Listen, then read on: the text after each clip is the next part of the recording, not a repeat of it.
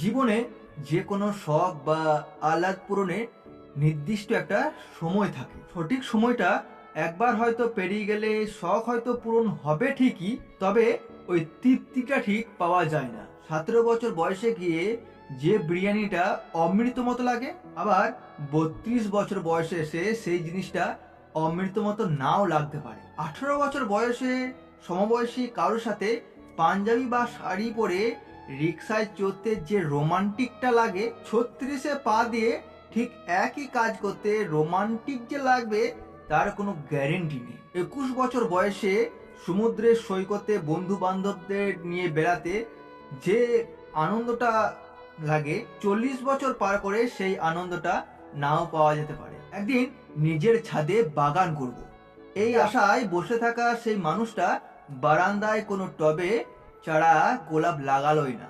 অথচ দেখা গেল ছাদ হওয়া পর সেই মানুষটি বাগান করার মতো আর সময়ই পেল না। একদিন চাকরি করে বাবা মাকে দামি জিনিস কিনে দেওয়ার স্বপ্ন দেখা ওই মানুষটি হয়তো চাকরি পেয়ে গেল।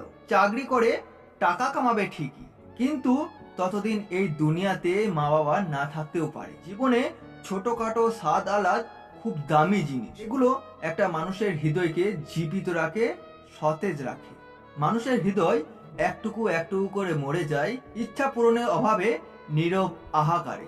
এই জন্যই সময় থাকতে এইসব শখ পূর্ণ করে ফেলতে হয়। অনেক টাকা জমলে একদিন খাবো, এই চিন্তা না করে অল্প কিছু টাকা জমিয়ে এক্ষুনি খেয়ে আসুন আপনার পছন্দের জায়গায়। বিশ্বাস করুন, জীবনে শ্রেষ্ঠ স্বাদটা পাবে। দেরি না করে পছন্দের মানুষটাকে আজকেই রিক্সা ডেটিং এর অফারটা দিয়েই দেখুন। রাজি হলে শাড়ি বা পাঞ্জাবি পরে হুড খোলায় রিক্সায় বৃষ্টিতে ভিজতে ভিজতে শহরময় ঘুরে বেড়ান। লিখে নিন, লাইফের সেরা রোমান্সটাই পাবে। পকেটে কিছু টাকা হলেই বন্ধুর ঘাড়ে হাত রেখে বলে বসুন, চল বেটা অমুক জায়গা যাব, আজকেই যাব, এক্ষুনি যাব, ব্যাগ গুছিয়ে নে, বাস ধরতে হবে।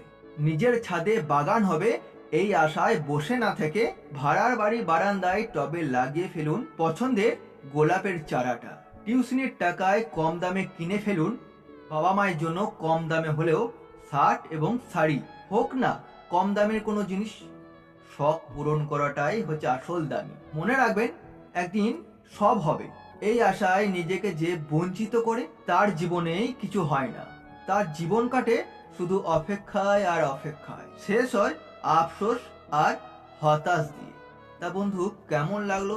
যদি ভালো লাগে অবশ্যই লাইক, কমেন্ট ও শেয়ার করবেন, এবং যারা নতুন দেখছেন তারা অবশ্যই চ্যানেলটিকে ফলো করে দেবেন। অসংখ্য ধন্যবাদ। খুব ভালো থাকবেন ও সবাইকে ভালো রাখবেন।